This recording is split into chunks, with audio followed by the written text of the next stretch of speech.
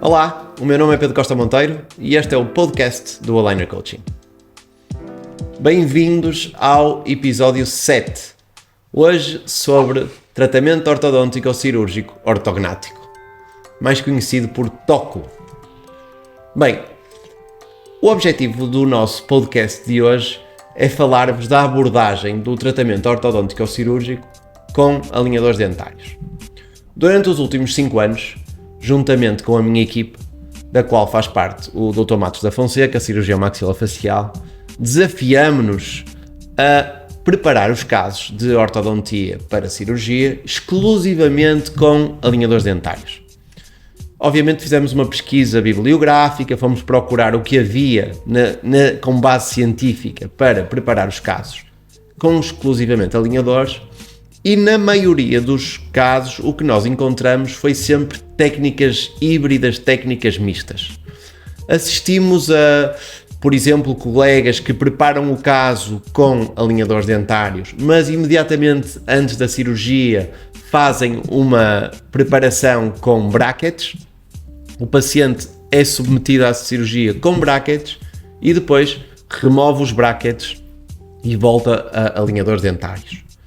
Vimos também casos em que combinamos alinhadores dentários, por exemplo, com botões colados em quase todos os dentes dos setores laterais, e no pós-operatório o paciente não usa alinhadores e utiliza elásticos intermaxilares nesses botões colados aos dentes. O que nós tentamos desenvolver, e temos vindo a tratar assim a maioria dos nossos casos, é um protocolo de preparação cirúrgica exclusiva com alinhadores. Depois, intraoperatoriamente, utilizamos um protocolo de 8 mini implantes. São mini implantes grandes, grossos, que nos permitem alguma força com elásticos pós-cirurgia e também bastante estabilidade pós-cirurgia. E a segunda fase da ortodontia é também realizada exclusivamente com alinhadores dentários. Bem, vantagens e desvantagens desta solução, e queria também, e vou deixar isto como um bónus no final, falar-vos um bocadinho de como é que nós fazemos a transição entre o pré-cirúrgico e o pós-cirúrgico em termos de recolha de dados para a criação de um ficheiro STL. Bem, no que se refere à preparação cirúrgica, ela cumpre exatamente as mesmas regras da preparação com brackets. Portanto, nós descompensamos o caso, nós alinhamos e ajustamos os dentes intra-arcada, coordenamos as arcadas, tudo isto recorrendo exclusivamente a alinhadores dentários com attachments, obviamente, quando assim é necessário. Depois de termos o caso totalmente descompensado, então vamos à fase cirúrgica. E nesta fase cirúrgica, claro, vai depender do tipo de cirurgia que vamos fazer, se é uma cirurgia bimaxilar, se é uma cirurgia unimaxilar, se tem ou não componente transversal. Desenhamos habitualmente, e aqui o Dr. Matos, o meu cirurgião, tem um papel preponderante, porque para além, obviamente, da parte principal, que é a parte cirúrgica, tem toda a construção da contenção pós-cirúrgica. E nós temos aqui várias soluções. Também na literatura aparecem-nos várias soluções. Entre elas, nós podemos fazer um splint feito por nós, baseado nos modelos do paciente, onde fazemos a cirurgia virtual, e temos um splint de transição. Portanto, no fundo, é uma moldeira de transição que nós usamos até termos novos alinhadores. Isto é muito útil no caso em que há uma alteração transversal. Nos casos que são meramente sagitais, nós, antes de iniciarmos o tratamento ortodôntico, já temos todos os alinhadores de primeira fase. Imediatamente antes da cirurgia, fazemos um novo scanner e pedimos alinhadores de segunda fase, ainda antes de termos a nossa cirurgia. O que é que isto significa? Significa que imediatamente após a cirurgia, o nosso paciente já tem os alinhadores para os poder usar de imediato. Que vantagens tem este procedimento? A principal vantagem é nós aproveitarmos todo o componente inflamatório pós-cirúrgico para uma movimentação dentária mais rápida. Não há nada melhor que este processo inflamatório para podermos trocar de alinhadores a cada 3 dias e rapidamente conseguirmos terminar o caso. Também muitas vezes, durante a cirurgia maxilofacial, fazemos pequenas segmentações, pequenas microperfurações que nos vão ajudar nesta velocidade de movimento pós-cirúrgico.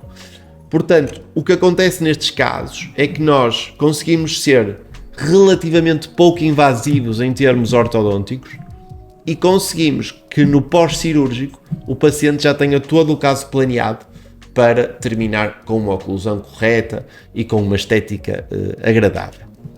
Desvantagens destas situações de utilização de alinhadores pós-cirúrgicos. Por vezes, e tendo em conta não só a anatomia condilar, mas também a posição final conseguida na cirurgia, pode haver algum desconforto pós-cirúrgico pela desoclusão provocada por 2 alinhadores. E aqui, quando isto acontece, nós procuramos ou reduzir a utilização do alinhador pós-cirúrgico, em que normalmente fazemos um alinhador à segunda, o alinhador de baixo à terça, o alinhador de cima à quarta, o alinhador de baixo à quinta. Portanto, vamos fazendo aqui um uso intermitente, permitindo uma desoclusão de apenas 0,75 mm, ou eventualmente há casos em que no primeiro mês não coloca alinhadores pós-cirúrgicos e utiliza apenas elásticos intermaxilares a partir destes parafusos ou microimplantes que foram colocados intraoperatoriamente no ato cirúrgico. Ainda falando um pouco da abordagem pós-cirúrgica e para mim da grande diferença que é esta preparação, tem a ver com o conforto. Portanto, um paciente que no pós-operatório não tem ganchos metálicos entre dentes, não tem um aparelho fixo com arcos pesados, não tem muitas vezes bloqueios provocados pelos elásticos intermaxilares, é um paciente que rapidamente recupera a função. É um paciente que desde o primeiro dia consegue abrir relativamente bem a boca e fazer uma alimentação, obviamente uma dieta mais mole, mas uma alimentação quase normal. E também em termos de dor pós-operatória é quase nula. Então, ao dia de hoje, eu penso que esta abordagem exclusiva com preparação cirúrgica pré-desenhada e planeada com os nossos clean checks ou com os nossos programas virtuais de simulação, nós conseguimos primeiro descompensar o caso, conseguimos fazer depois num outro programa a cirurgia virtual e planear de imediato, ainda sem nenhum ato cirúrgico, o pós-cirúrgico em termos ortodônticos. Portanto, isto aumenta a previsibilidade do caso, diminui o risco e é, dentro das técnicas ortodônticas, talvez a menos invasiva. Outro tema interessante de discutir tem que ver com o tempo de utilização dos alinhadores. Portanto, nós, na fase pré-cirúrgica, nós fazemos a troca de alinhadores a cada 7 a 10 dias, consoante os movimentos que são necessários. Normalmente, por protocolo, 7 dias é suficiente para atingir o nosso objetivo. Às vezes, em casos de distalizações pré-cirúrgicas, fazemos um pouco mais de tempo, às vezes 10 dias cada alinhador, e tudo muda no pós-cirúrgico. Portanto, se nós tivermos esta possibilidade de iniciar a finalização ortodôntica, ou a segunda fase ortodôntica, chamemos-lhe assim, imediatamente após a cirurgia, temos casos em que o paciente sai do bloco já com os novos alinhadores em boca. Aqui a troca é feita a cada 3 dias. Portanto, é muito rápido o processo pós-cirúrgico.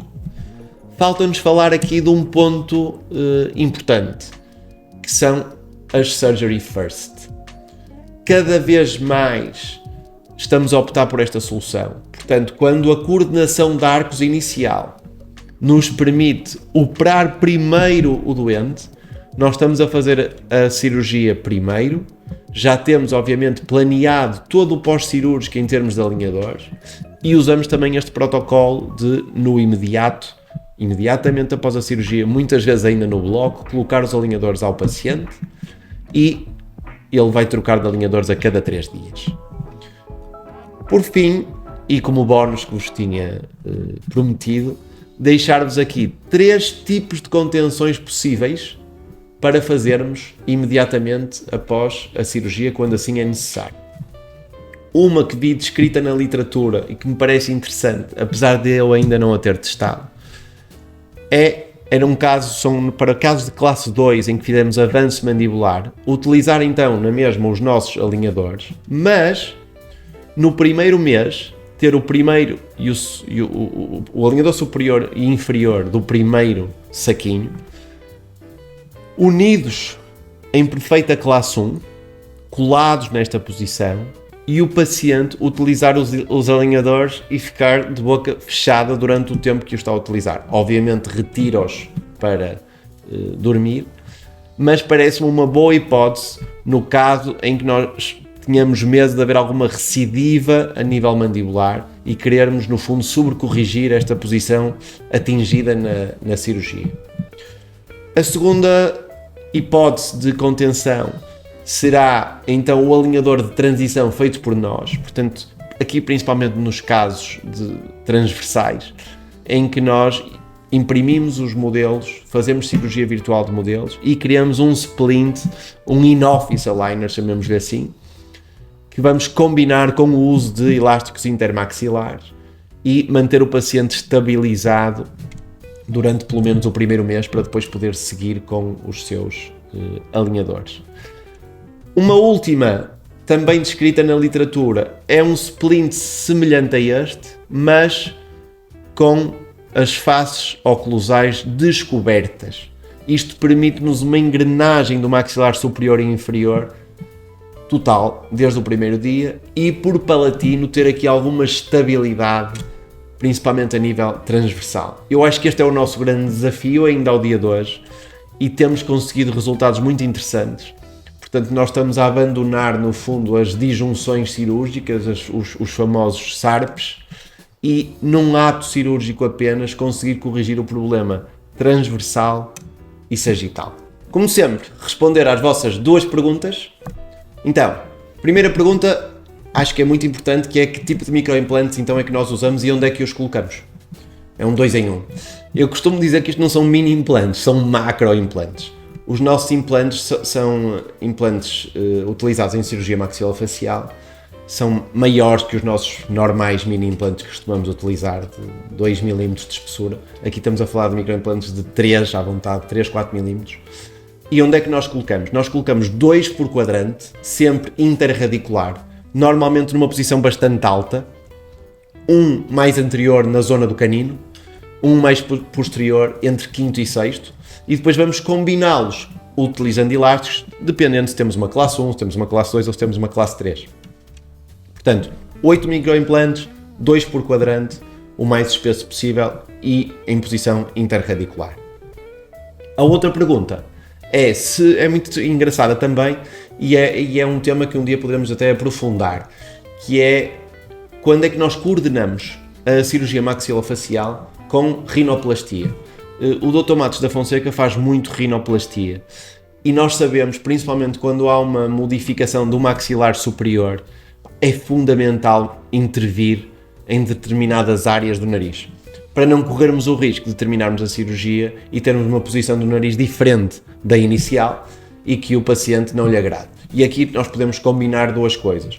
Ou simplesmente uma intervenção na base do nariz que nos mantém o nariz na mesma posição que o paciente tinha antes da cirurgia, quando modificamos o maxilar superior, ou mesmo uma rinoplastia, em que muitas vezes são feitas correções não só estéticas, mas também funcionais, e portanto a resposta é sim, é possível combinar no mesmo ato cirúrgico a cirurgia maxilofacial, muitas vezes bimaxilar e mentoplastia, também com uma rinoplastia.